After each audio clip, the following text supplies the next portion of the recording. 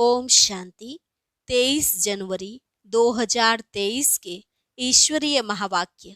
पहले सुनते हैं मुरली के मुख्य पॉइंट्स। बाबा ने कहा, यह तुम्हारा मर्जीवा जन्म है। भले तुमको रहना तो घर में ही है, लेकिन कमल फूल समान होकर रहो। अंत तक तुम्हें दोनों तरफ तोड़ निभाना है। रोज बाप के पास ज्ञान अमृत पीने भी जरूर आओ। यही सच्ची गीता पाठशाला है, जहां एक सेकंड में सदगति, हेल्थ, वेल्थ और हैप्पीनेस मिलती है। बेहद के बाप को बहुत लव से याद करना है, क्योंकि वह बहुत खजाना देते हैं। याद ऐसी हो जो खुशी का पारा चढ़ जाए। तुम्हारी यह लाइफ बहुत वैल्यूएबल है, तो इस शरीर को तंदुरुस्त रखना है। जितना जिएंगे उतना खजाना लेंगे। अब महावीर बन इन विकारों पर जीत पानी है। कोई की देह को देख आकर्षित नहीं होना है। मुख्य है ही पवित्रता, इसमें फेल नहीं होना है। तुम पवित्र बनेंगे तो पवित्र दुनिया के मालिक बनेंगे। बाबा ने कहा, यह विकार सबका दुश्मन है, लेकिन दुश्मन होते भी सभी का प्यारा है। कितना भी समझाओ फिर भी छोड़ते नहीं हैं।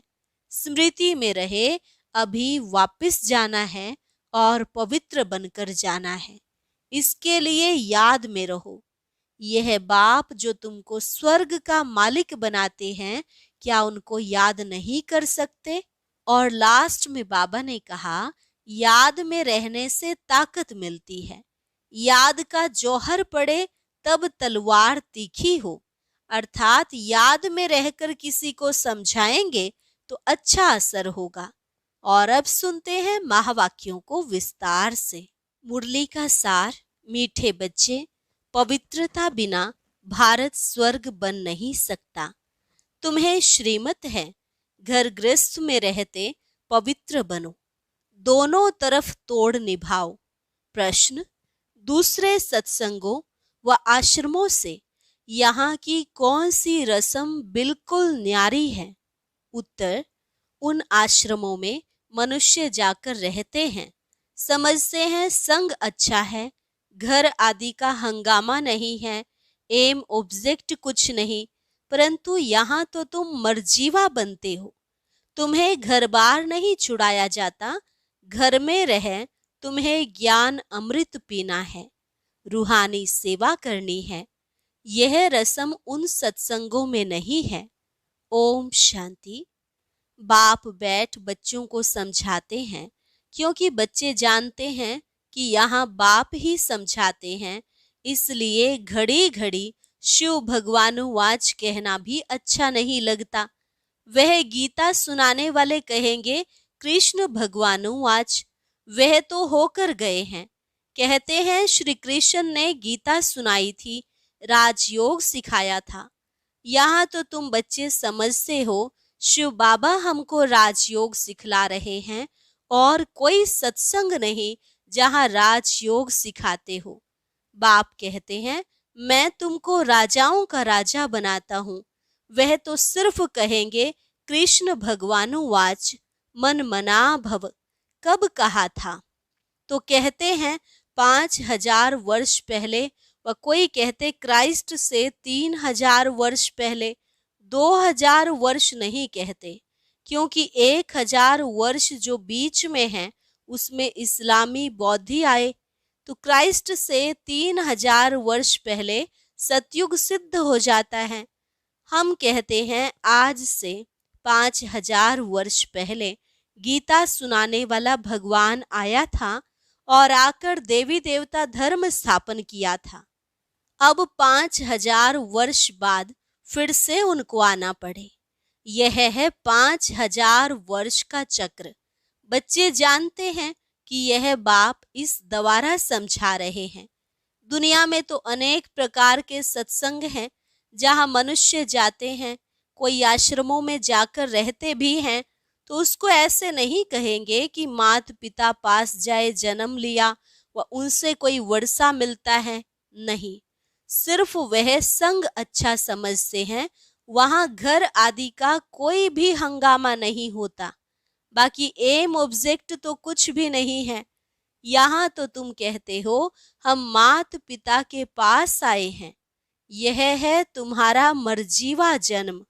वह लोग बच्चे को अडॉप्ट करते हैं तो वह जाकर उनका घर बसाता है। यहाँ वह रस्म नहीं है कि पियर घर ससुर घर को छोड़ यहाँ आकर बैठें। यह हो नहीं सकता। यहाँ तो गृहस्थ में रहते कमल फूल समान रहना है।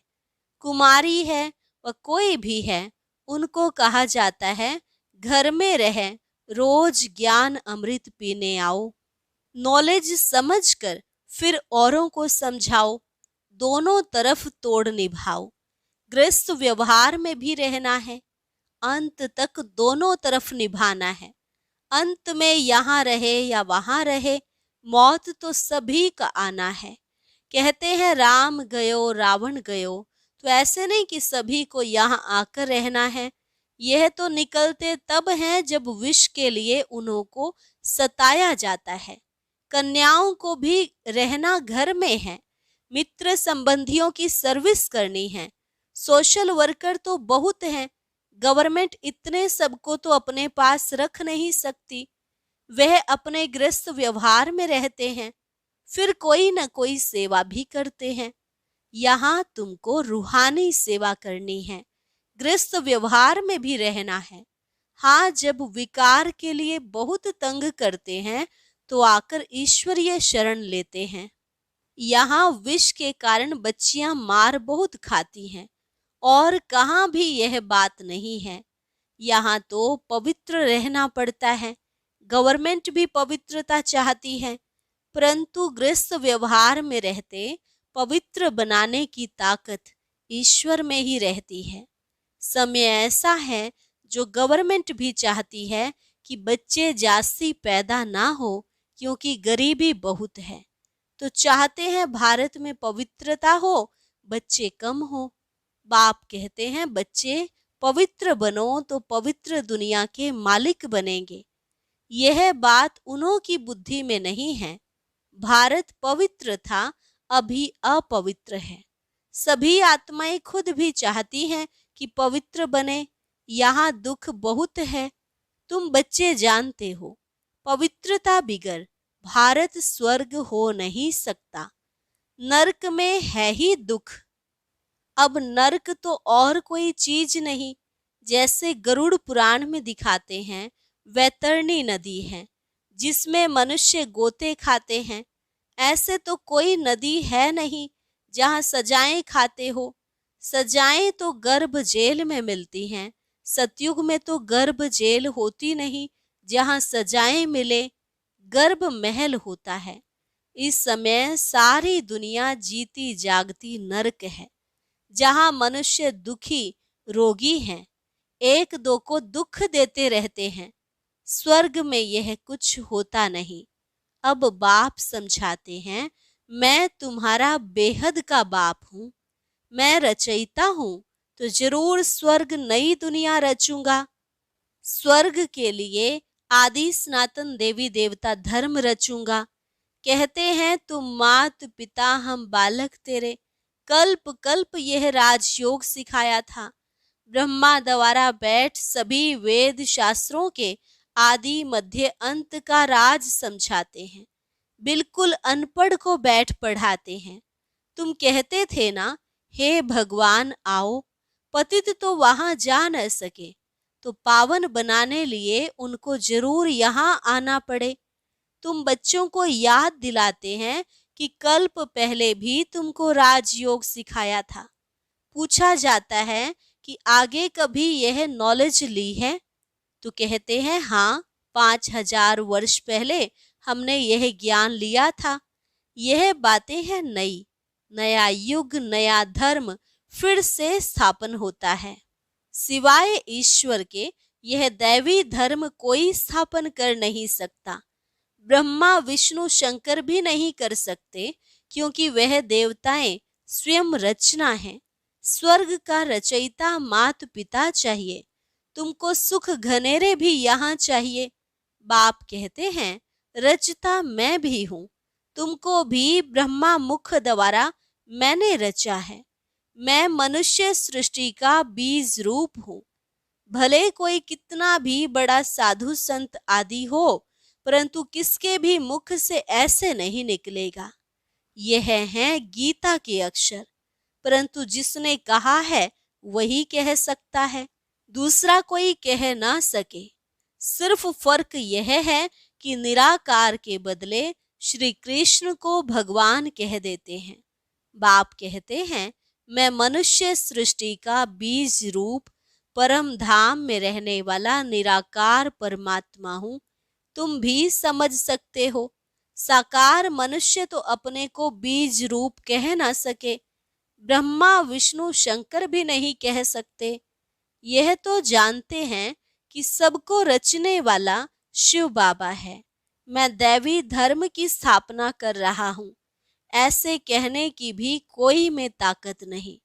भले अपने को श्री कृष्ण कहलाएं, ब्रह्मा कहलाएं, शंकर कहलाएं, बहुत अपने को अवतार भी कहलाते हैं, परंतु है सब झूठ।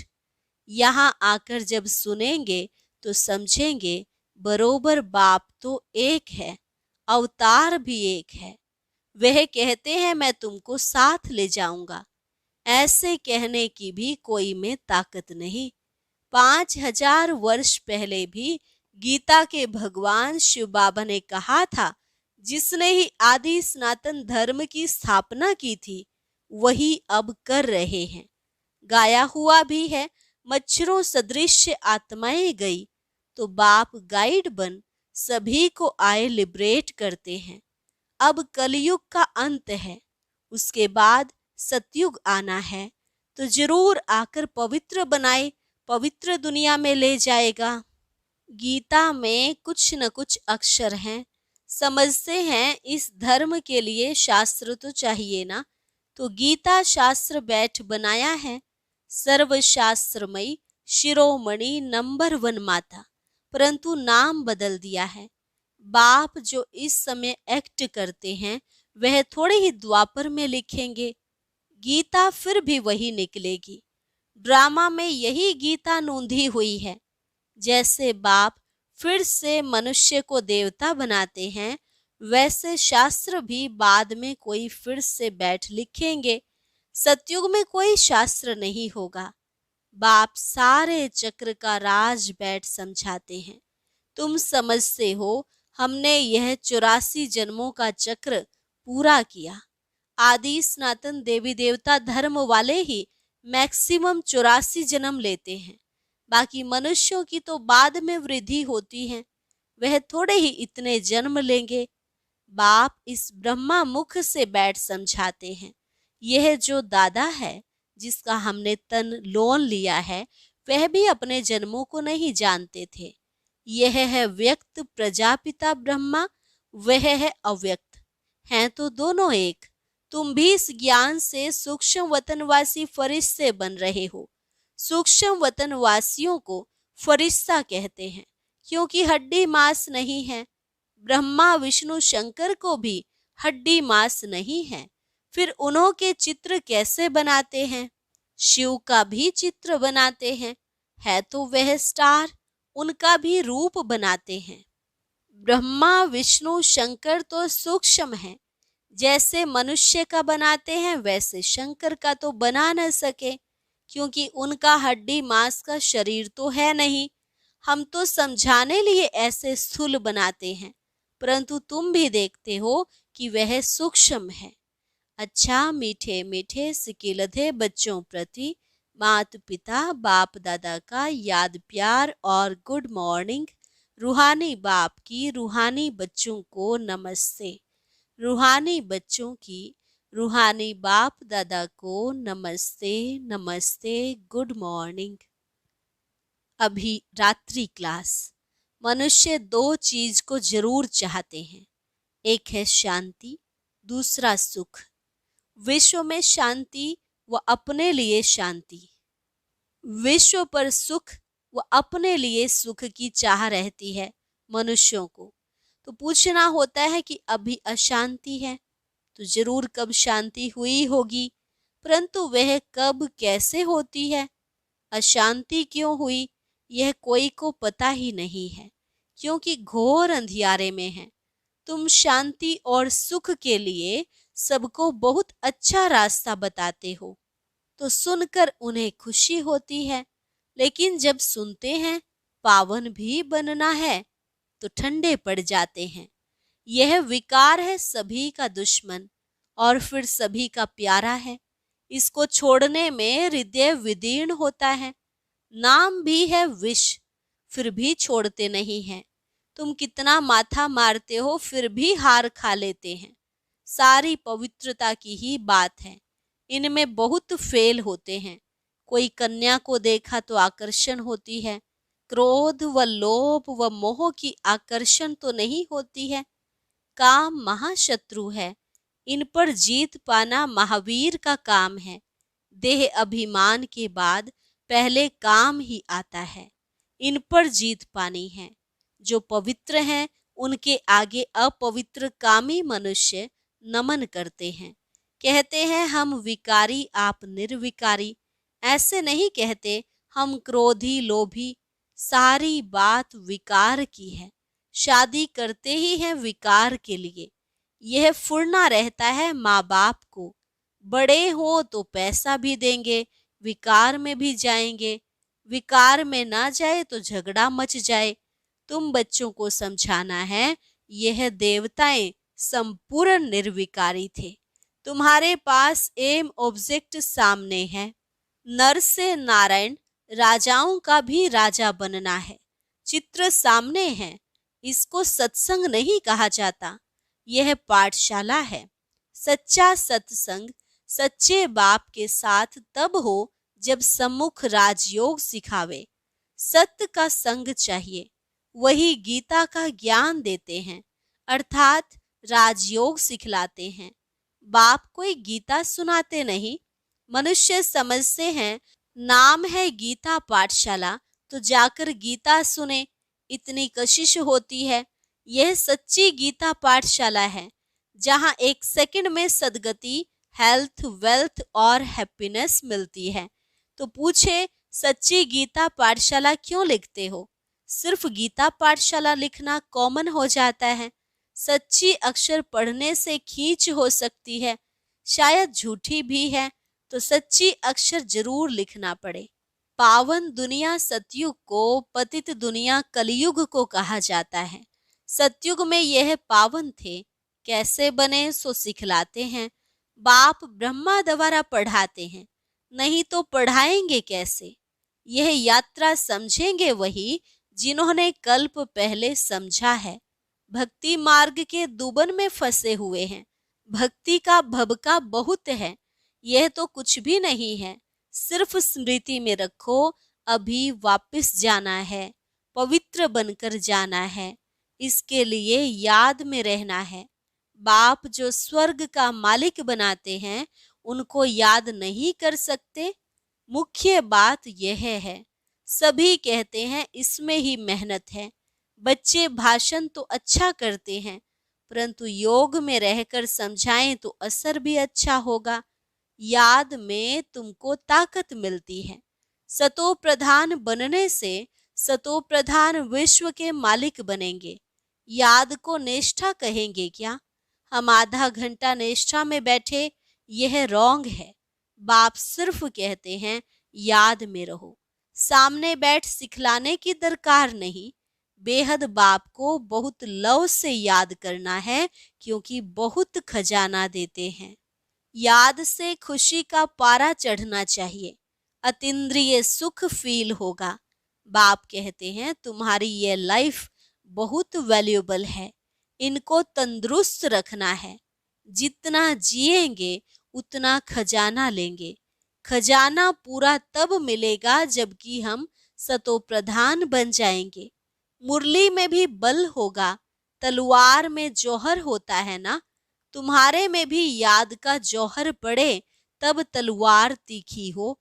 ज्ञान में इतना जौहर नहीं है, इसलिए किसको असर नहीं होता है। फिर उनके कल्याण लिए बाबा को आना है। जब तुम याद में जौहर भरेंगे तो फिर विद्वान आचार्य आदि को अच्छा तीर लगेगा। इसलिए बाबा कहते हैं चार्ट रखो। कई कहते हैं बाबा को बहुत याद करते हैं परंतु मुख नहीं खुलता। तुम याद में रहो तो विकर्म विनाश होंगे।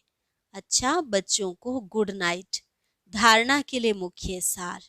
पहली पॉइंट, घर में रहते भी रूहानी सेवा करनी है, पवित्र बनना और बनाना है।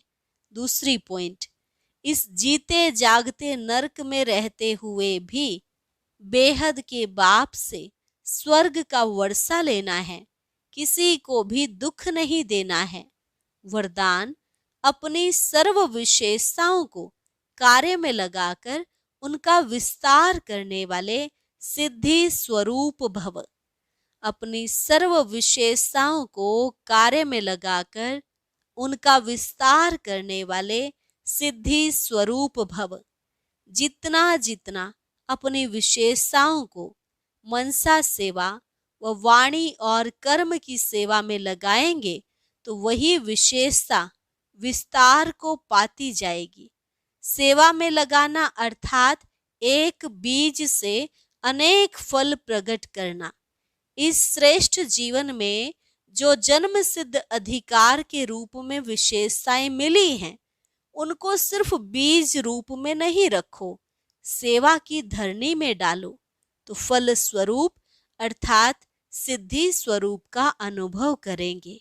स्लोगन, विस्तार को ना देख सार को देखो और स्वयं में समा लो। विस्तार को ना देख सार को देखो और स्वयं में समा लो, यही तीव्र पुरुषार्थ है।